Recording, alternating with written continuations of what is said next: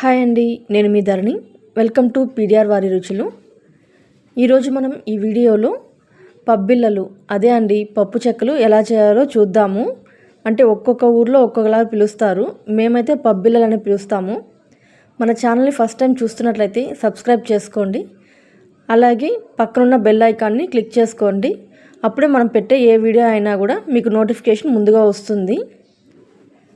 చాలా క్రిస్పీగా ఉంటుంది, అలాగే టేస్ట్ కూడా చాలా బాగుంటుందండి. ఈసారి పండగకి మీరు ఇలా ఒక్కసారి ట్రై చేసి చూడండి. టేస్ట్ అనేది చాలా బాగుంటుంది. ఇప్పుడు ఈ పప్పు చెక్కలు ఎలా చేయాలో చూద్దాము. నేనైతే ముందుగా ఇంట్లో బియ్యం నానబెట్టుకొని బాగా ఆరబెట్టుకున్నానండి. తేమ అంతా బాగా ఆరిపోవాలి, తేమ లేకుండా చూసుకొని ఇప్పుడు ఒక మిక్సీ జార్ తీసుకొని బియ్యంని బాగా పొడి కొట్టుకోవాలి.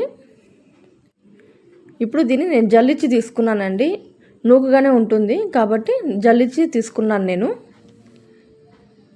చూసారు కదండి ఇప్పుడు ఎలా ఉంది పిండి అనేది, ఈ విధంగా రావాలి. ఇప్పుడు ఇందులో మనకు కావాల్సిన పదార్థాలు చూద్దాము కలుపుకోవడానికి. నేను ఒక 1/2 కేజీ పిండి తీసుకున్నానండి, బియ్యం పిండి 1/2 కేజీ ఉంటుంది. అలాగే ఎండుమిరపకాయలు, తెల్లగడ్డలు నేను మిక్సీకి వేసి కొట్టుకున్నాను. అలాగే సన్నగా తరిగిన కరివేపాకు, సగ్గుబియ్యాన్ని నేను ఒక 2 గంటలు నానబెట్టుకున్నానండి. అప్పుడే మనకు మెత్తగా ఉంటుంది, చాలా బాగుంటుంది మనకు పబ్బిల చేసుకున్నప్పుడు. నేను కొద్దిగా బటర్ తీసుకుంటున్నానండి. అలాగే పెసరపప్పు, నేను పెసరపప్పు ఒక 1/2 అవర్ ముందు నానబెట్టి తీసుకున్నాను. ఇందులో పెసరపప్పు వేసుకోవచ్చు, అలాగే పచ్చిశనగపప్పు నానబెట్టి కూడా వేసుకోవచ్చు అండి.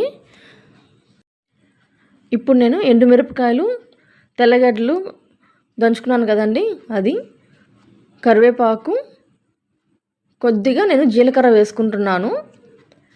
వీటిని బియ్యం పిండిలో బాగా కలుపుకోవాలండి. ఈ 3 మనకు బియ్యం పిండిలో బాగా కలిసిపోవాలి. ఇప్పుడు మనము బటర్ వేసుకోవాలండి. ఇంట్లో బటర్ లేదు అనుకున్న వాళ్ళు వెన్న ఉంటే కూడా వెన్న వేసుకోవచ్చు. అలాగే నూనె కూడా వేసుకోవచ్చు అండి. ఒక 4 టేబుల్ స్పూన్ల నూనె వేడి చేసుకొని బియ్యం పిండిలో వేసుకొని బాగా కలపాలి. నేను బటర్ వేసుకున్నానండి కాబట్టి బియ్యం పిండిలో బటర్ బాగా కలిసిపోయేలాగా కలుపుకుంటున్నాను.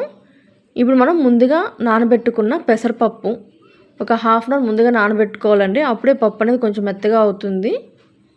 అలాగే మనము 2 గంటల ముందు నానబెట్టుకున్న సగ్గుబియ్యం, అప్పుడే మనకు సగ్గుబియ్యం అనేది కొంచెం మెత్తగా వస్తుందండి, లేదా కొంచెం గట్టిగానే ఉంటుంది.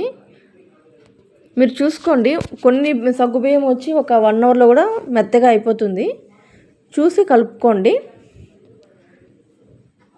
ఇప్పుడు బాగా కలుపుకున్న తర్వాత ఇప్పుడు మనకు కొద్దిగా హాట్ వాటర్, ముందుగా నీళ్ళు వేడి చేసి పెట్టుకోండి. ఆ వేడి నీళ్ళు ఇందులో వేసి బాగా కొద్దిగా వేసుకుంటూ కలుపుతూ ఉండాలండి.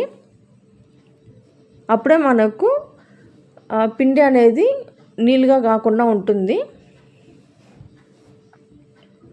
మనం కొద్దిగానే వాటర్ యాడ్ చేసుకుంటూ కలుపుతూ ఉండాలండి. ఒకేసారి ఎక్కువ వాటర్ అంతా పోసుకోకూడదు. ఇప్పుడు చూపిస్తున్నాం కదండి, ఈ విధంగా కలుపుకోవాలి. మనము పిండిని ఎంత బాగా కలుపుతామో మనకు పప్పు చెక్కలు అనేది అంత బాగా వస్తుందండి.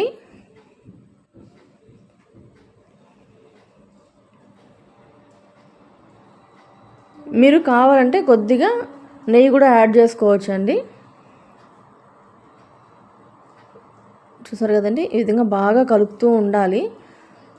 కలిపిన తర్వాత పిండి ఆరిపోకూడదండి. ఆరిపోతే మనకు పప్పు చెక్కలు చేసుకోవడానికి కష్టమవుతుంది. కాబట్టి పిండి ఆరిపోకముందే నిమ్మకాయ సైజులో మనము ఉండలు చేసుకోవాలి.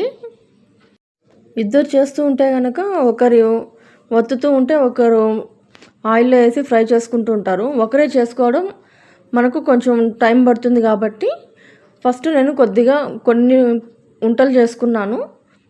దాన్ని చపాతీ మేకర్లో పెట్టి అదుముకుంటున్నానండి.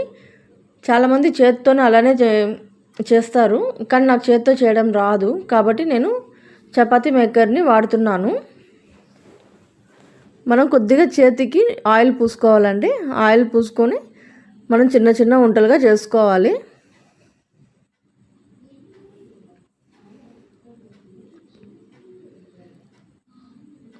ఈ సైజ్ చేసుకుంటే మనకు చాలా బాగుంటుందండి. మరి పెద్దదిగా అయితే అస్సలు బాగోదు. నేను ఇప్పుడు ఒక కవర్ తీసుకుంటున్నాను, ఎందుకంటే మనకు అది పైన అంటుకునేస్తుందండి. కాబట్టి ఒక కవర్ తీసుకొని అందులో కొద్దిగా ఆయిల్ వేసుకొని బాగా ఆయిల్ స్ప్రెడ్ చేసుకుంటున్నాను. మన కవర్తో చేయడం వల్ల మనకు అంటుకోకుండా ఉంటుంది. వీడియోలో చూసారు కదండి, ఈ విధంగా బాగా ఆయిల్ స్ప్రెడ్ చేసుకున్న తర్వాత మనం కవర్ని పెట్టుకొని, ఇప్పుడు మనం ముందుగా చేసి పెట్టుకున్నాం కదండి నిమ్మకాయ సైజు, మధ్యలో పెట్టి కవరు దాని మీద కప్పేసి ప్రెస్ చేసుకోవాలి. ఇంట్లో కనుక చపాతీ మేకర్ లేదనుకోండి, ఈ విధంగా ఒక కవర్ తీసుకొని సేమ్ అలానే ఒక గిన్నెలో వెడల్పాటి గిన్నె ఉంటుంది కదా కింద, దానిలో అలానే అదుముకోవచ్చండి. అలాగే దాన్ని ప్రెస్ చేసుకుంటే కూడా మనకు బాగా వస్తుంది. ఇలా తీసి మనము ఆయిల్లో ఫ్రై చేసుకోవచ్చండి. చూసారా కదండి, ఈ విధంగా ఆయిల్ బాగా హీట్ అయిన తర్వాతనే వేసుకోవాలి. అప్పుడే మనకు పప్పు చెక్కలు అనేది పైకి లేస్తుంది, లేకపోతే అడుగంటేస్తుందండి. కాసేపు ఆగి ఇటువైపు తిప్పించుకోవాలండి. ఈ పబ్బిళ్ళలు బాగా ఆయిల్లో ఫ్రై అయిపోయింది, కొంచెం గోల్డెన్ కలర్ వచ్చిన తర్వాత మనము వేరే ప్లేట్లోకి తీసుకోవాలి. అంతే అండి, పప్పు చెక్కలు అనేది రెడీ అయిపోయింది. ఈ సంక్రాంతికి ఇంట్లో ఒకసారి ఇలా ట్రై చేయండి. మీరు ఇంట్లో చేసిన తర్వాత టేస్ట్ ఎలా ఉంది అనేది కామెంట్ చేయండి. అలాగే మిగతా పిండిని కూడా ఈ విధంగానే ప్రెస్ చేసుకొని మనం పబ్బిళ్ళలు చేసుకోవాలి. ఈ వీడియో మీకు నచ్చినట్లయితే లైక్ చేసి మీ ఫ్రెండ్స్ అండ్ ఫ్యామిలీ మెంబర్స్కి షేర్ చేయండి. అలాగే మన ఛానల్ని ఇప్పటివరకు ఎవరైతే సబ్స్క్రైబ్ చేసుకోలేదో సబ్స్క్రైబ్ చేసుకొని పక్కనున్న బెల్ ఐకాన్ని క్లిక్ చేసుకోండి. అప్పుడే మనము ఏ వీడియో పోస్ట్ చేసినా మీకు నోటిఫికేషన్ అనేది వస్తుంది. సంక్రాంతి పండగకి ఎంత పిండి వంటలు చేసినా కూడా మనకు ఈ పబ్బిళ్ళలు లేకపోతే అస్సలు మనకు చేసినట్టు ఉండదండి.